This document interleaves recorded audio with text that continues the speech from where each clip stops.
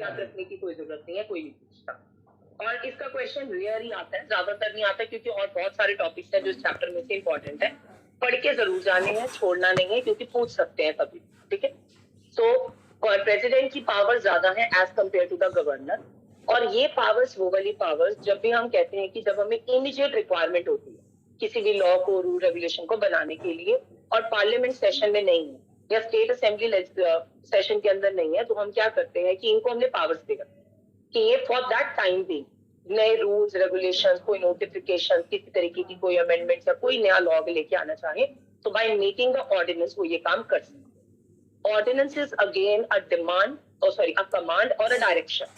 It's an order जो president देगा central के लेवल के ऊपर, और स्टेट के लेवल के ऊपर कौन देगा? गवर्नर। ये मानना मैंडेटरी, हम उस ऑर्डिनेंस को डिनाई नहीं कर सकते। हाँ, अब वो ऑर्डिनेंस कितने टाइम तक वैलिड रहेगा, उसमें क्या क्या हो सकता है, कौन ये ऑर्डिनेंस इशू करेगा, किसके रिकमेंडेशंस पे करेगा, कोई कमिटी बनेगी या नहीं बनेगी, ये सारे हमें इन 2 आर्टिकल्स के अंदर मेंशन। बेसिकली पावर्स दी हुई है, बट इसके साथ साथ ना बहुत सारे आर्टिकल्स साथ में चलते हैं, तो हमारी कोर्स में नहीं दिए और हमें सारे आर्टिकल्स के नंबर याद रखने की कोई जरूरत नहीं। सबसे पहले आते हैं प्रेसिडेंट के पावर्स की। अब यहाँ पे इन्होंने जो सबसे पहले देखो वर्ड लिखा है that executive power. Executive power का मतलब law making as well as implementing, दोनों। ठीक है, अगर हम सिर्फ लेजिस्लेटिव पढ़ते हैं तो हम क्या पढ़ते हैं? That is law making. But अगर हम एग्जीक्यूटिव पढ़ते हैं तो that means basically the implementation, execution, administration, ये दोनों चीजें यहाँ पे एक साथ है। That executive power of the union, union here means the central, shall be vested in the president. Shall be, it is mandatory कि प्रेसिडेंट के पास ही पावर है, प्राइम मिनिस्टर के पास कोई पावर नहीं है for making the ordinances. Second point says the executive power may be defined as the power of, 2 points नहीं है, carrying on the business of government. अच्छा, गवर्नमेंट क्या बिजनेस करती है? गवर्नमेंट तो हमारे ऊपर एक तरीके का कंट्रोल और मैनेजमेंट बना के रखती है, लॉ एंड ऑर्डर बना के रखती है। What is the business of government? यहाँ पे वर्ड लिखा है carrying on the business of government.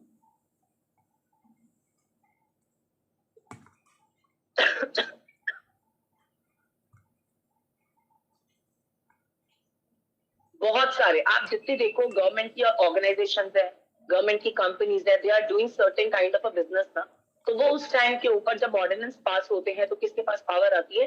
President के पास में, to carry on the business of the government. Government हमारे ऊपर एग्जीक्यूशन लगाती है, एडमिनिस्ट्रेशन करती है, डायरेक्टली नहीं करती, वो अलग अलग अथॉरिटीज बना देती।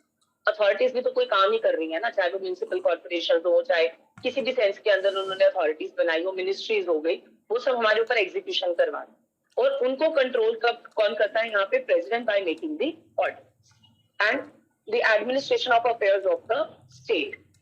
हर इंडिविजुअल स्टेट की एडमिनिस्ट्रेशन, उनके अफेयर्स को कंट्रोल भी कौन कर सकता है? President, by making the ordinance. Executive power have been classified into the administrative power, military, legislative and the judicial.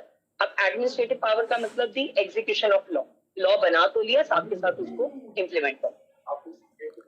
Basic नहीं, आर्टिकल 12 वो नहीं, यहाँ पे नॉर्मल स्टेट का मतलब स्टेट, क्योंकि जब ऊपर पॉइंट में लिखा है ना, तभी इन्होंने the term uses the government, और उसके बाद इन्होंने जो स्टेट लिखा है वो इंडिविजुअल स्टेट्स जो हमारी कंट्री के अंदर है वो।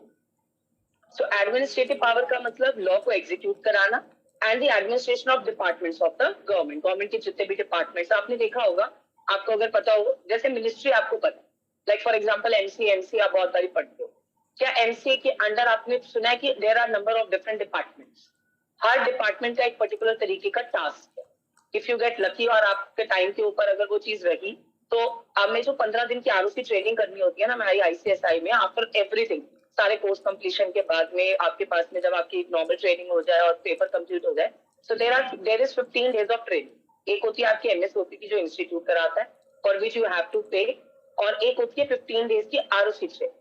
आरओसी ट्रेनिंग के लिए आपको कुछ नहीं देना, वो आपको कुछ नहीं देंगे, that is just for your like कि आप जाके ऑर्गेनाइजेशन से ना फेमिलियर हो जाओ, आप देखो वहां जाके काम कैसे चलता है। तो ROC, MCA, official liquidator, stock exchanges, practising company secretary, ये सारे ऑप्शन थे आपके पास करने के। तो जब मैंने ट्रेनिंग की थी तो आई वॉज एन एमसी, तो वहां पे 5-6 स्टूडेंट्स थे, हमारे फ्रेंड्स थे, जो जिनको उन्होंने आरओसी भेज दिया 5-6, क्योंकि 5-6 से ज्यादा एक साथ भेजते नहीं, किसी को एमसीए भेज दिया, तो मेरा एमसीए था। तो वहां पे आपने सुना होगा शास्त्री भवन है सेंट्रल सेक्रेटरीट में, there is an office of MCA 5th floor के ऊपर। तो there are different different departments and the division, और हर वहां पे डिपार्टमेंट के ऊपर एक पर्टिकुलर अथॉरिटी, टोटली मिनिस्ट्री का कंट्रोल है, बट उस पर्टिकुलर डिपार्टमेंट का एक हेड बना के वो एक पर्टिकुलर काम करता है। तो जो हमारा था बेसिकली, आपने सुना होगा डायरेक्टर्स की रेम्यूनरेशन वगैरह इंक्रीज डिक्रीज करने के लिए ना वहां पे गवर्नमेंट अप्रूवल्स चाहिए होते, तो मेरा वो वाला डिपार्टमेंट था, कोई लोन टू डायरेक्टर का था। तो ये हर मिनिस्ट्री के अंदर there are different different departments, और गवर्नमेंट के अंदर प्रेसिडेंट का ये काम है कि अगर रिक्वायरमेंट हो तो ऑर्डिनेंस पास करके इनको भी कंट्रोल कर सकते हैं। बट ये ऐसे ही नहीं होता कि जब मन की ऑर्डिनेंस पास कर दिया, there must be a need कि उस रिक्वायरमेंट के अकॉर्डिंगली हम ऑर्डिनेंस पास करवाएंगे। Next is the military power. Military power के अंदर that is the command of arm forces and the conduct of war. अच्छा, जनरली मैंने आपको हर बार ही बताया कि आर्म्ड फोर्सेज जितनी भी ले लो, मिलिट्री, डिफेंस, नेवी, इन सबके ना अपने लॉ, और ये अपने लॉ से ही कंडक्ट होते हैं अनटिल एंड अनलेस इनका कॉन्फ्लिक्ट ना हो किसी और के साथ में। बट यहाँ पे देखो इन्होंने क्या इंक्लूड कर दिया कि इवन प्रेसिडेंट इनको भी कंट्रोल कर सकता है by passing the ordinance. Next is the legislative, that is summoning prorogation of the legislature. Legislature बनाना, लेजिस्लेचर सर्कुलेट करना, ये लेजिस्लेटिव पावर्स है, क्योंकि प्रेसिडेंट ऑर्डिनेंस जो पास करता है, अगर वो ऑर्डिनेंस वैलिड रहता और लगता है कि उसके ऊपर लॉ बनना चाहिए तो वो बाद में लॉ में भी तो कन्वर्ट हो जाता। तो एक तरीके से लेजिस्लेटिव पावर भी प्रेसिडेंट को दी। And the judicial power, that granting of pardons, reprieve etcetera to person convicted of crime. किसी को छोड़ देना, किसी पर्सन को, granting of pardons are basically किसी को बरी कर दो, आप पार्डन कर दो उस पर्सन को, आप कन्विक्ट ना करो। तभी हमने पढ़ा ना कि प्रेसिडेंट के पास भी हम जा सकते हैं, हमारे पास में ये एक ऑप्शन अवेलेबल होता है कि सुप्रीम कोर्ट के बाद में रेयरेस्ट ऑफ रेयर केसेस के अंदर we can go to the supreme court as president as well. तो प्रेसिडेंट के पास ये पावर है, किसी को पनिशमेंट भी दे दे, किसी की पनिशमेंट को माफ भी कर दे या उसकी पनिशमेंट को कम भी। Now the next point says the president shall have the power to legislate by ordinance at any time when it is not possible। जहां वर्ड लिखा है ना any time, but any time के साथ कंडीशन क्या लगी है, when it is not possible to have a parliamentary enactment on the subject immediately। हमें वेट नहीं कर। अब फॉर एग्जाम्पल कोविड की सिचुएशन जैसा है, that is a sudden situation. बहुत टाइम से हम सुन रहे थे कि ऐसा कुछ वायरस है, कुछ बैक्टीरिया है जो प्रॉब्लम क्रिएट करेगा, बट एकदम से इमीडिएटली ये चीजें हो गई और उस टाइम के ऊपर यहाँ पे हर चीज के ऊपर लॉकडाउन हुआ। तो ये जब हमें इतना टाइम ना हो कि हम वेट करें कि पार्लियामेंट कब सेशन में आएगा, रखेंगे, वो पढ़ेंगे, अप्रूव करेंगे, नहीं करेंगे, इतना टाइम नहीं है हमारे पास। तो हम प्रेसिडेंट को या गवर्नर को ये पावर देते हैं कि विद इमीडिएट इफेक्ट वो ये ऑर्डिनेंस पास कर दे। Ordinance shall be of temporary duration. Temporary duration ये कहती है कि जिस दिन ऑर्डिनेंस पास हुआ उस दिन से लेके जब तक पार्लियामेंट सेशन में नहीं आती तब तक के लिए ऑर्डिनेंस होती। उसके बाद उस ऑर्डिनेंस का क्या होगा वो उस सेशन के अंदर डिसाइड किया जाता है कि क्या वो कंटिन्यू रहेगा या वो नहीं रहेगा, क्या उसके ऊपर लॉ बनेगा या वो एज इट इज वहीं पे खत्म हो जाएगा। देखो नेक्स्ट पॉइंट कहता है ऑर्डिनेंस में भी रेट्रोस्पेक्टिव और मे अमेंड और रिपील एनी लॉ और एक्ट ऑफ पार्लियामेंट इटसेल्फ। अब ऐसा भी हो सकता है कि ऑर्डिनेंस इस नेचर का हो कि वो रेट्रोस्पेक्टिव इफेक्ट के साथ एप्लीकेबल हो। रेट्रोस्पेक्टिव इफेक्ट का मतलब जब पार्लियामेंट सेशन में आई, उनके सामने ऑर्डिनेंस रखा गया तो उनको लगा कि इसके ऊपर लॉ बना देना चाहिए, और लॉ जो बना वो किस रिस्पेक्ट में बना, रेट्रोस्पेक्टिव, की पुरानी डेट से हम इस लॉ को एप्लीकेबल करेंगे। और साथ के साथ ये भी हो सकता है कि किसी एग्जिस्टिंग लॉ को वो अमेंड कर दे या किसी एग्जिस्टिंग लॉ को टोटली रिपील कर, कि उनको लगे कि अभी पुराने लॉ की जरूरत नहीं, इसकी जगह हम नया लॉ बनाएंगे।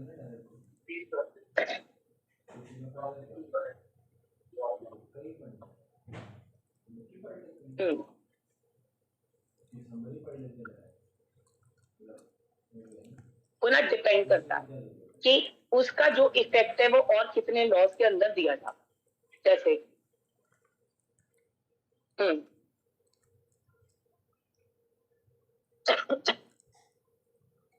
एग्जैक्टली अगर वो लॉ रिपील हो जाएगा जिसके अंदर ऑलरेडी था, तो रेट्रोस्पेक्टिव से फिर नया वाला लॉ एप्लीकेबल होगा, वो नए वाले के अकॉर्डिंग कैंसिल नहीं होगा। उसमें क्या होता है कि जो पीरियड ऑफ लिमिटेशन है ना उसके अंदर रिलैक्सेशन दे देंगे, बट वो केस एज इट इज चलेगा। पुराना वाला लॉ रिपील हो गया, नया आ गया। लेट्स फॉर एग्जांपल आईपीसी पुराना चल रहा था, नया आ गया बट विद रेट्रोस्पेक्टिव आया, और उस केस के अंदर ये चीज हो गई कि वहां पे उन्होंने उसको एज इट इज। बट इसका एक और मैं एग्जांपल देती हूँ। कई बार क्या होता है जब नया एक्ट आता है, रिपील होता है, तो उस रिपील के साथ में ना एक कंडीशन लगा दी कि जितने भी एग्जिस्टिंग केसेस चल रहे हैं ना वो पुराने लॉ के अकॉर्डिंगली चलते। ये भी होता है। जैसे फॉर एग्जांपल कंपनीज एक्ट 2013, उससे पहले था 56। आप इनकम टैक्स पढ़ो ना, तो इनकम टैक्स ने किसी किसी जगह पे मुझे अभी करंटली नहीं पता इस साल की क्या सिचुएशन है, बट पिछले सालों तक किसी किसी जगह पे ना अभी भी 1956 लिखा हो, किसी किसी पॉइंट पे आपको मिलेगा। हाँ, जहां 56 लिखा ना वहां वो आज भी 56 को ही रेफर करते हैं, हालांकि रिपील हो चुका है, but there is a condition कि जहां पे किसी लॉ में अगर हम फर्दर टाइमिंग चेंज नहीं कर सकते तो आप उसको पुराने के अकॉर्डिंगली चलो, तो वो हो सकता है कि उसके अकॉर्डिंगली वेरिएशन कर। Next point says that power is exercised by the president on the advices of the council of ministers. अब यहाँ पे जो council of ministers है that is ऐसा central है। अब यहाँ पे एक word लिखा advice, again मैंने आपको बार बार बताया advice, opinion, these are all non-binding। अगर प्रेसिडेंट को लगेगा ऑर्डिनेंस पास करना है तो प्रेसिडेंट करेगी, अगर प्रेसिडेंट को लगेगा ऑर्डिनेंस पास नहीं करना तो प्रेसिडेंट ऑर्डिनेंस पास नहीं करेगा। President must be satisfied about the need of the ordinance and he may not be compelled.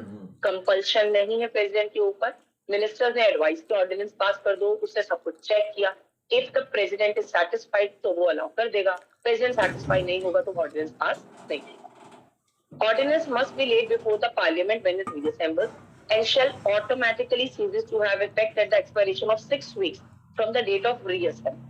For example, 1st of June को पार्लियामेंट 1st ऑफ अगस्त को लेट सपोज पार्लियामेंट सेशन में आना, अब 1st जून से लेके next 6 months तक ये cease हो जाएगा ordinance until and unless parliament उसके ऊपर वोट करके इलेक्ट करे कि हमें इसको लॉ पे कन्वर्ट करना।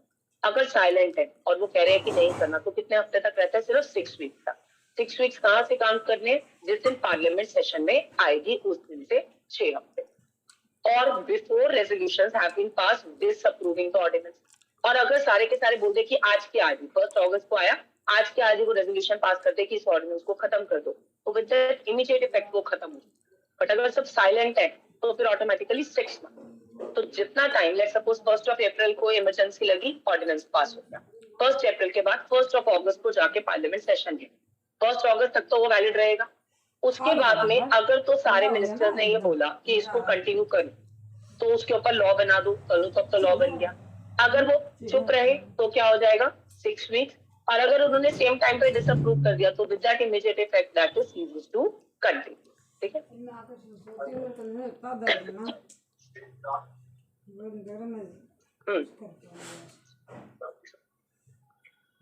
बिल्कुल बिल्कुल बिल्कुल ऐसा मैंडेटरी नहीं है कि उनके एडवाइसेस पे ही होना चाहिए। प्रेसिडेंट के पास इतनी पावर्स है कि प्रेसिडेंट को अगर लगेगा खुद से कि कोई ऐसी सिचुएशन है तो भी वो इशू कर सकते हैं, अपने आप भी कर सकते हैं। प्रेसिडेंट एंड गवर्नर दोनों के पास ही पावर है, बिकॉज इन दोनों अथॉरिटीज को आप देखो कहीं पे भी ना मिनिस्टर वर्ड नहीं, कहीं पे प्राइम मिनिस्टर नहीं है, कहीं पे चीफ मिनिस्टर नहीं है, कुछ नहीं है, क्योंकि ये पावर स्पेसिफिकली उन्हीं को दी।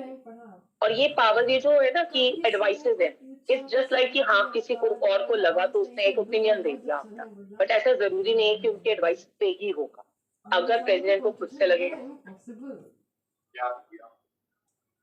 As such. हाँ, अभी तक एज सच मेरे को भी कुछ हो नहीं, क्योंकि जनरली क्या होता है कि depending upon the situations president actually हमारी कंट्री में सिर्फ नाम के लिए दिया, पावर्स उसको लिखित में दे दी है, प्रैक्टिकल करने के लिए उसको पावर्स दी नहीं। ये जितने भी काम है लिखा हुआ इन्होंने, जैसे काउंसिल ऑफ मिनिस्टर, ये जो काउंसिल ऑफ मिनिस्टर वर्ड है ना, इसमें प्राइम मिनिस्टर खुद होता है, वो खुद ही पार्टिसिपेशन में होते हैं, और प्राइम मिनिस्टर के कहने पे ही कंट्री चल रही होती है और सीएम के कहने पे ही स्टेट चल रही होती है। तो ये काउंसिल ऑफ मिनिस्टर के अंदर उन्होंने अपने आप को इंक्लूड ऑटोमेटिकली किया, कहने पे होनी की चीज। तो ये प्रैक्टिकल एस्पेक्ट के अंदर ये चीजें डिफर करता है। अब आ गया नेक्स्ट ऑफ द गवर्नर के अंदर देखो लिखा है इन्होंने that executive power of the state is vested in the governor. All executive action of the state has to be taken in the name of governor. अच्छा एक चीज और, जैसे आपने सुना केस स्टडीज पढ़ी होंगी आपने, लिखा होता है बस state of Delhi, state of Madras या स्टेट ऑफ कैलकाटा और चेन्नई समथिंग, इसका क्या मतलब है? किसके अगेंस्ट केस है?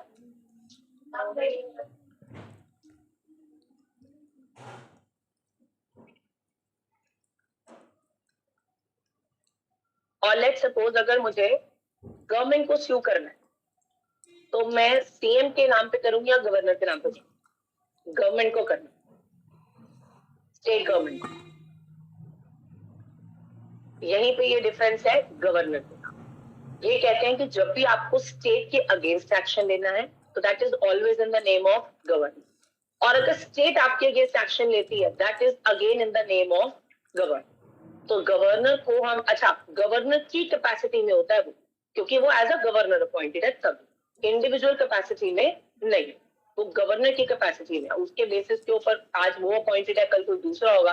अच्छा, ऐसा हो सकता है केस चल रहा है, केस चलते के बीच में गवर्नर चेंज होगा, तो भी जब तक पुराने वाले का के ऊपर केस चल रहा ना, वो उस कैपेसिटी में गवर्नर ही उस केस के लिए रहेगा, क्योंकि उसके टाइम ड्यूरेशन के अंदर वो केस फाइल। नेक्स्ट को लिखा है, there shall be a governor for each state but a same person can be appointed as governor for 2 or more states. ये अलाउड है। एक पर्सन एक टाइम पे एक से ज्यादा स्टेट का गवर्नर भी रह सकता है। कितनी स्टेट का ये कहीं नहीं लिखा। There is no limitation on the number. पूरा कॉन्स्टिट्यूशन पढ़ लो, सारे आर्टिकल पढ़ लो, कहीं पे नंबर डिफाइन नहीं, सिर्फ इतना लिखा 2 और मोर। अब वो 1, 2 का बने, 5 का बने, 10 का बने, सारी का बन जाए, अगर वो हैंडल कर सकता है या उसको कोई बना सकता है। तो यहाँ पे रिस्ट्रिक्शन के ऊपर कोई पॉइंट नहीं दिया। और ये पॉइंट बेसिकली जब कॉन्स्टिट्यूशन के अंदर अमेंडमेंट्स हो रही थी, तो 7th अमेंडमेंट के साथ उन्होंने ऐड ऑन किया कि जरूरी नहीं है कि हर इंडिविजुअल को अलग अलग गवर्नर की कैपेसिटी में काम करना पड़े। एक इंडिविजुअल एक से ज्यादा स्टेट का गवर्नर भी बन सकता है। The power is exercised under the head of legislative power. अच्छा, यहाँ पे जो गवर्नर के पास है एडमिनिस्ट्रेटिव, मिलिट्री और जुडिशियल नहीं, ये सिर्फ कौन सी है? Legislative power, that's it. He can make ordinance only when the state legislature or either of the 2 houses is not in session and must be satisfied the circumstances exist which renders it necessary. So first of all the governor must be satisfied कि ये requirement है कि ordinance पास किया जाना चाहिए, तो वो ordinance पास करेगा, और वो सिर्फ तब करेगा जब स्टेट असेंबली जो है वो सेशन में नहीं। While exercising the power of governor, while exercising this power, the governor must act with the aid and advice of the council of ministers. The word says must. उनको opinion जरूर लेना चाहिए, क्योंकि उनकी कैबिनेट मिनिस्टर्स हैं, उनको एक opinion लेना चाहिए कि क्या क्या हमें इसमें करना चाहिए या नहीं करना चाहिए। But again it is just an opinion और द एडवाइस। मानना है नहीं मानना है, it is totally up to the governor as well as the president in the case of central. ठीक है,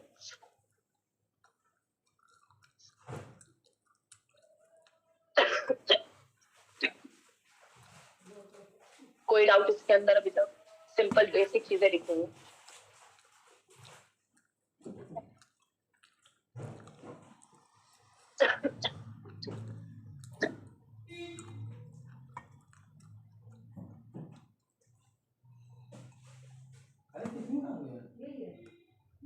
मैंने आपको ये बोला कि there are number of points, कोई किसी आर्टिकल का है, कोई किसी आर्टिकल, क्लब करके एक आर्टिकल।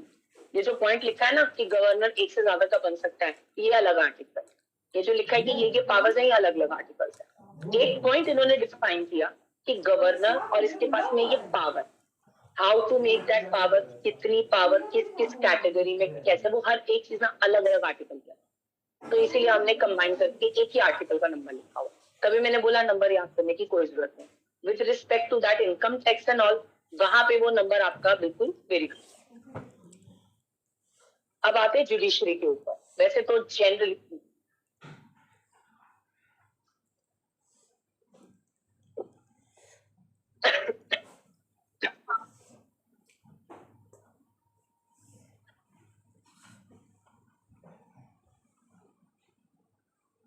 एग्जैक्टली उसके अंदर क्या होता है कि डिपेंडिंग अपॉन क्या काम के लिए आप स्यू करना चाहते हैं। अगर वो पावर गवर्नर के पास है तो फिर गवर्नर के अगेंस्ट एक्शन।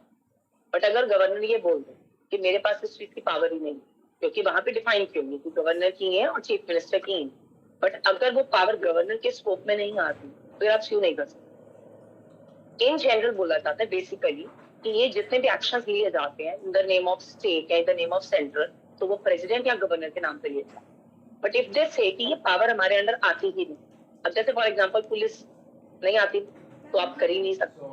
तो power depending upon the power, अगर मैं कोई ऐसी चीज के लिए स्यू करना चाहती हूँ जो गवर्नर के हाथ में ही नहीं है, तो how can I sue the governor? फिर उस नाम के ऊपर सीएम या अगर कोई और अथॉरिटी होगी, जैसे सपोज गवर्नमेंट की कोई अथॉरिटी है, तो वो अथॉरिटी के ऊपर जाए, उस अथॉरिटी का जो भी हेड होगा, डिपार्टमेंट का जो भी मेन होगा, फिर उसके नाम पे था।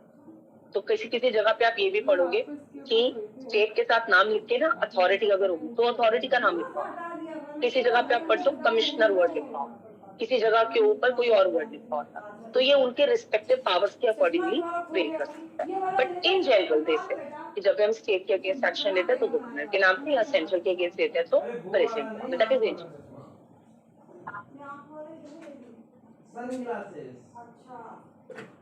गवर्नर, क्योंकि पावर गवर्नर के पास, हमारे आर्टिकल ने, हमारे कॉन्स्टिट्यूशन ने सीएम और पीएम को ये पावर्स नहीं, उन्होंने प्रेसिडेंट और गवर्नर।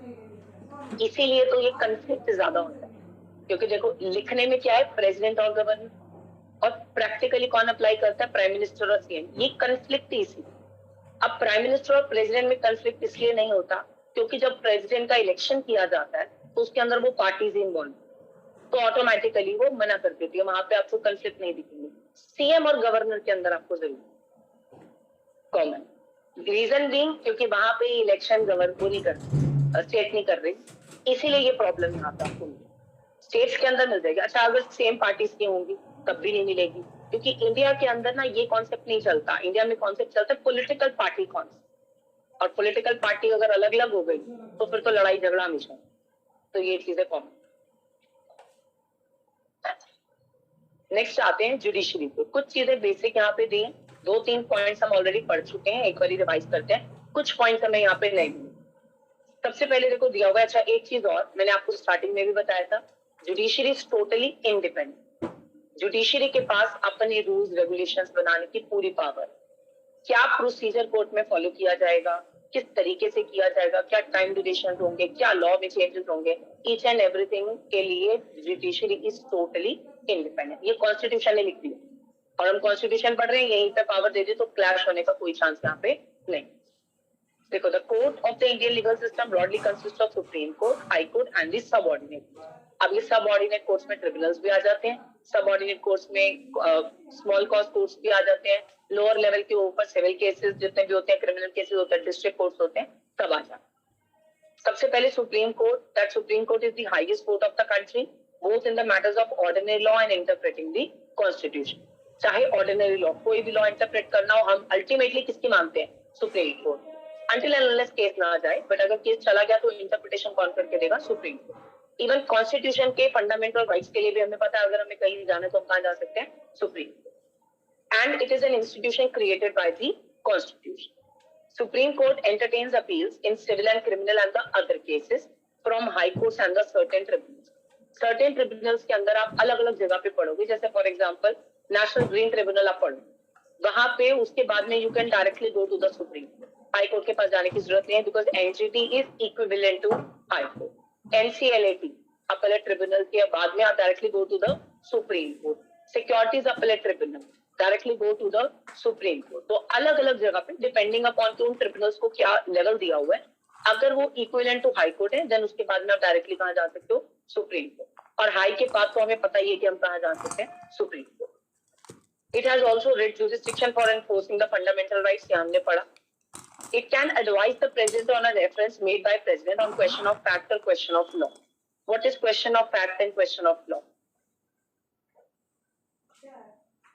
Fact क्या होता है, जो एक्चुअल में चूज हुई, और लॉ मतलब जो चीजें एक्चुअली में लिखी। कई बार किसी से इंटरप्रिटेशन में भी मिस्टेक हो सकती है, तो वहां पे अराइज होता है क्वेश्चन ऑफ लॉ कि क्या ये ठीक है, क्या ये गलत है। उस केस के अंदर हम क्या करते हैं, जुडिशरी के पास जाके उनको पूछ लेते हैं कि इसका करेक्ट इंटरप्रिटेशन बताओ। और फैक्ट तब जब केसेस के ऊपर लोग अपील करते हैं कि यहाँ पे हमें नहीं आया, इन्होंने इस एविडेंस को इग्नोर कर दिया, इस फैक्ट को प्रेजेंट नहीं किया, क्योंकि एक्चुअल के अंदर जो चीज होती है ना, वो दो कंफ्लिक्टिंग पार्टीज को ही कोर्ट को सिर्फ उतना पता है जितना आप कोर्ट को कन्वे कर रहे हो। मैं अगर कोर्ट को अच्छे से कन्वे कर दूंगी तो कोर्ट मेरी मान लेगा, आप अच्छे से कन्वे कर दोगे तो कोर्ट आपकी मान लेगा। एक्चुअल में फैक्ट क्या है, वो सिर्फ कंफ्लिक्टिंग पार्टीज को। तो ये क्वेश्चन ऑफ फैक्ट तो बहुत बार अराइज हो, तभी तो हम जा के अपील करते हैं कि मुझे इसका जजमेंट पसंद नहीं आया, मुझे ये पसंद नहीं आया, मुझे वो पसंद नहीं आया, तो चलो जाके हमने डिस्ट्रिक्ट से हाई में कर दी, हाई से सुप्रीम में कर दी, और वहां के बाद भी हम प्रेसिडेंट के पास चले। But the question of fact actually के अंदर हम आगे पढ़ेंगे, हमारा जो इंडियन एविडेंस एक्ट है उस पूरे के पूरे लॉ में लिखा ही सिर्फ यही दो चीजें, question of fact and question of law. अब जो क्वेश्चन ऑफ फैक्ट आता है उसमें दो चीजें काउंट की जाती है कि आपका जो फैक्ट है वो कितना रेलिवेंट है और कितना इररिलेवेंट। मैं तो जाके कोर्ट को 10 फैक्ट बताऊंगा कोर्ट सिर्फ और सिर्फ उसी को एक्सेप्ट करेगा which is relevant to that particular case, otherwise वो उस फैक्ट को एक्सेप्ट नहीं। दूसरी चीज, एक फैक्ट आपका लीगली वैलिड हो सकता है और एक फैक्ट आपका लॉजिकली वैलिड। लीगली वैलिड का मतलब जो चीजें आपका लॉ अलाउ कर रहे हैं, और लॉजिकल का मतलब बेस्ड ऑन द सिचुएशन या based on the circumstances as well. जब भी कोई क्राइम सीन होता है या कोई सिविल रॉन्ग होता है तो आप देखते हो कि एक कॉमन चीज वर्ड यूज की जाती है सर्कमस्टांशियल एविडेंस। वो एक्चुअली क्या होते हैं, आपके फैक्ट्स है सिचुएशन के ऊपर बेस्ड, जो केस को हेल्प करते हैं सॉल्व करने के। तो इस तरीके के पॉइंट्स हैं जो हम फैक्ट की बातें करते हैं ना, फैक्ट तो बहुत इजीली तोड़-मोड़ हो सकता है कोई, हालांकि फैक्ट अपने आप में सच्चाई है, बट वो सबसे ज्यादा मैनिपुलेटिव चीज है, क्योंकि कोर्ट को नहीं पता, कोर्ट तो बिल्कुल नॉर्मल होकर बैठा, आप जाके जो बताओगे कोर्ट उस चीज को मान। इसलिए जब हम इंडियन एविडेंस एक्ट पढ़ेंगे ना तो उसमें बहुत डिटेल में सिर्फ फैक्ट्स के बारे में पढ़े। हमारे कोर्ट में सिर्फ फैक्ट दिया हुआ है, बाकी चीजें एविडेंस एक्ट में नहीं। तो we can directly go to the supreme court जब फैक्ट के ऊपर क्वेश्चन हो या लॉ के ऊपर क्वेश्चन। यहाँ पे इन्होंने लिखा president can also make a reference. अब लेट्स सपोज किसी पर्सन को कैपिटल पनिशमेंट मिली, कोई rarest of the rare case था, सुप्रीम कोर्ट ने कैपिटल पनिशमेंट दे दी, डेथ पेनल्टी दी। अब उसके बाद में वो गया प्रेसिडेंट के पास में अपनी अपील। इफ प्रेसिडेंट वांट्स तो वो सुप्रीम कोर्ट से एडवाइसेस ले सकता है, सुप्रीम कोर्ट को रेफर कर सकते हैं। अपार्ट फ्रॉम दैट, अगर प्रेसिडेंट के पास कोई भी और पावर है, इफ दे वांट कि लॉ में क्या लिखा है मुझे उसका इंटरप्रिटेशन करेक्ट चाहिए, तो चलो सुप्रीम कोर्ट से रेफर कर लेते हैं। देखा रेफरेंस लेना, रिव्यू करवाना, अपील करवाना, हर जुडिशरी के पास में ये पावर्स हमारे लॉ ने दी।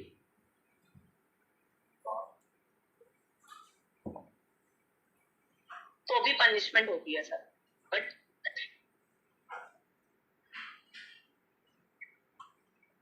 Extension of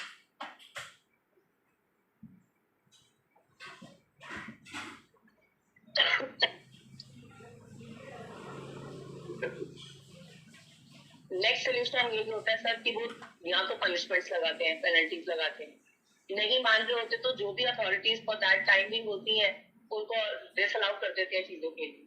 but honestly speaking नहीं होता, क्योंकि ईडी अपने आप को सुप्रीम मान के चलती है। इंडिया के अंदर ये पॉइंट है कि हाँ एग्जैक्टली, तो ईडी एक्चुअली के अंदर यही मान के चलती है कि हमारे से आगे तो कोई भी नहीं, कोर्ट बोल रहे बोलने दो। एक्चुअली के अंदर मैक्सिमम केसेस में आप यही देखोगे कि कोर्ट ऑर्डर्स देते हैं, हाई कोर्ट को तो वो ऐसे कुछ नहीं मानते। इवन सुप्रीम कोर्ट के लिए भी वो ये कहते हैं कि चलो जी इन्होंने बोल दिया ना कोई बात। वो क्या करते हैं, थोड़े बहुत वेरिएशन दिखा, वो लिखने के अंदर वेरिएशन दिखा देंगे, बट प्रैक्टिकलिटी के अंदर वो चीजें तब भी इम्प्लीमेंटेशन इसी तरीके से करते हैं। एक्शन आर बेसिकली नॉट कि वो डिपेंड करता है क्योंकि जुडिशरी हैज द पावर। अगर सुप्रीम कोर्ट चाहे इनके ऊपर एक्शन लेना तो वो ले सकता। द थिंग इज कि एक्शन लिया नहीं, ये जितने भी आते हैं ना जजमेंट, ये लोगों को सिखाने के लिए पावर से इंटैक्ट करके रखी जाती कि वो वही काम करते हैं जो वो ऑलरेडी पहले कर। Next is the high courts. अब हाई कोर्ट्स के अंदर देखिए लिखा ही है, The High Courts of India are the principal civil courts of original jurisdiction in each state and the union territory. There are total 25 high courts. अच्छा, ये high courts ना Britishers के टाइम से चलते हैं। ये कॉन्सेप्ट हमने नहीं निकाला, कि ब्रिटिशर्स के टाइम पे भी जब तक हमारा देश आजाद नहीं हुआ था तब से पहले से हाई कोर्ट्स का कॉन्सेप्ट चल रहा। फिर जब इंडिया को इंडिपेंडेंस मिली, कॉन्स्टिट्यूशन बना, तो हमने ये काम किया कि हमने हाई कोर्ट्स को अलग अलग स्टेट, क्योंकि तब हमने डुअल गवर्नमेंट का कॉन्सेप्ट बना लिया, हमारा जो अपना गवर्नमेंट ऑफ इंडिया का एक्ट आया, हमने गवर्नमेंट को अलग अलग कर दिया, एंड देन उसके बाद में हमने हाई कोर्ट्स को भी depending upon the states and the union territory divide कर दिया। High courts that function under the constitution were not created for the first time by constitution. Some high courts existed before the constitution, although some new high courts have been created after 1950. तो पहले से कुछ चल रहे थे, उनको हमने Indian के अंदर कन्वर्ट कर दिया, और उसके बाद में अल्टीमेटली उसके 1950 के बाद में हमने और भी हाई कोर्ट्स को कन्वर्ट कर दिया। High courts for each state or group of states have the appellate, civil and the criminal jurisdiction over the lower courts. अच्छा, क्रिमिनल केसेस आप डिस्ट्रिक्ट कोर्ट में भी जा सकते हो, हाई में भी जा सकते हो, सुप्रीम में भी जा सकते हो। Depending upon the nature of the case, वो डिपेंड करता है कि आप डायरेक्टली जाओगे या आप हायरार्की के साथ जाओ, कि पहले डिस्ट्रिक्ट में, देन हाई, देन सुप्रीम।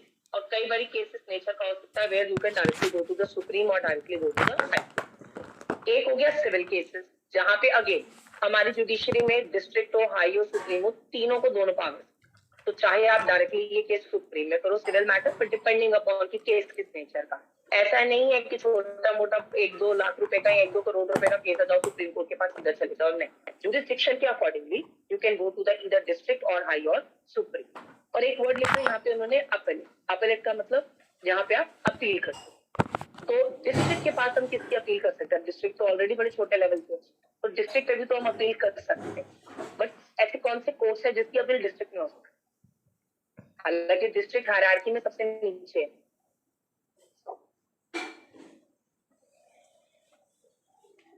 हाँ, जो लोकल कोर्ट्स होते हैं, यहाँ पे जिस तरीके से आप कह सकते हो कि कुछ पर्टिकुलर मैटर्स के लिए स्मॉल कॉजेस कोर्ट्स बनाए जाते हैं, वो ट्रिब्यूनल्स का नहीं, क्योंकि ट्रिब्यूनल स्पेसिफिकली वो हाई कोर्ट की इक्विवेलेंटी माने गए हैं, तो ट्रिब्यूनल्स की नहीं होती। तो लोअर और कोर्ट्स होंगे जो लोकल अथॉरिटीज लोकल लोकेलिटीज वगैरह के अंदर किए जाते हैं कॉन्स्टिट्यूट, उनकी हम अपील डिस्ट्रिक्ट में भी कर सकते हैं। तो डिस्ट्रिक्ट, हाई एंड सुप्रीम तीनों के पास अपील की भी पावर है।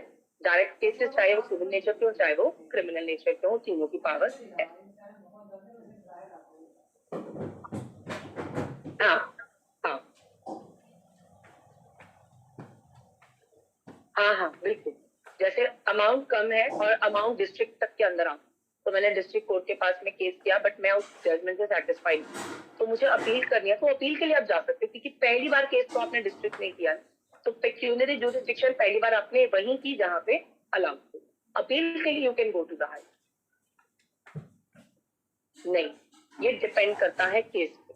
कई बार सिर्फ एक अपील अलाउड होती है, किसी किसी में 2 अपील होती है। एक होगी तो सिर्फ हाई कोर्ट तक, 2 होंगी तो सुप्रीम कोर्ट एज पर।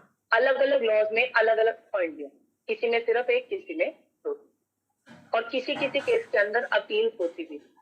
जैसे मैंने आपको एक बारी वर्ड पढ़े, हमने कई बारी ऑर्डर वर्ड का। ऑर्डर वर्ड का मतलब हमने हमेशा क्या पढ़ा? कमांड है, डायरेक्शन है। एक ऑर्डर जो कोर्ट ने आपको इशू करके दी, एक होता है कंसेंट ऑर्डर। कंसेंट ऑर्डर का क्या मतलब है? आपसे पूछ के आपका कंसेंट लेके कोर्ट ने ऑर्डर, जितने भी कंसेंट ऑर्डर होते हैं ना, उनकी कभी अपील नहीं, we are not appealable, because पहले आपने कंसेंट दे दिया और अब आप कह रहे हो मुझे पसंद नहीं आया तो चलो I can go for appeal, नहीं। सिमिलरली मैंने आपको टर्म पढ़ाया था डिक्री। डिक्री का मतलब जिसमें राइट्स ऑब्लिगेशंस लिखे होते हैं, part of the judgment which describes the rights and obligations of the party, आपसे पूछ के लिखी गई कंसेंट डिक्री। आज आपने बोल दिया ओके, केस को खत्म करने के लिए आपने बोल दिया ठीक है हम अग्री कर, और कल को आप बोलो कि नहीं नहीं मुझे पसंद नहीं आया, चलो हम अपील करने चाहते, नॉट अलाउड। तो देयर आर सर्टेन केसेस जहां पे अपील्स जी अलाउड नहीं होती, एक भी लेवल की अपील अलाउड, क्योंकि जब भी कंसेंट ऑर्डर या कंसेंट डिक्रीज आती है तो लिखा जाता है with the consent of party, with the consent of the contracting parties और द कंफ्लिक्टिंग पार्टीज, जो भी वर्ड है वो यूज किया जाता है, स्टार्टिंग विद द कंसेंट होती। तो एक्चुअली होता क्या है, इसमें कोर्ट ने तो कुछ किया ही, आपने अग्री कर लिया, कोर्ट ने लिख दिया, बात खत्म। तो जब आपने अग्री ही कर लिया, then why go for the appeal. Ma'am जब जजमेंट आ जाएगी जब ही हम अप्लाई कर सकते हैं? शिवांगी 1 मिनट, सिर्फ 1 मिनट।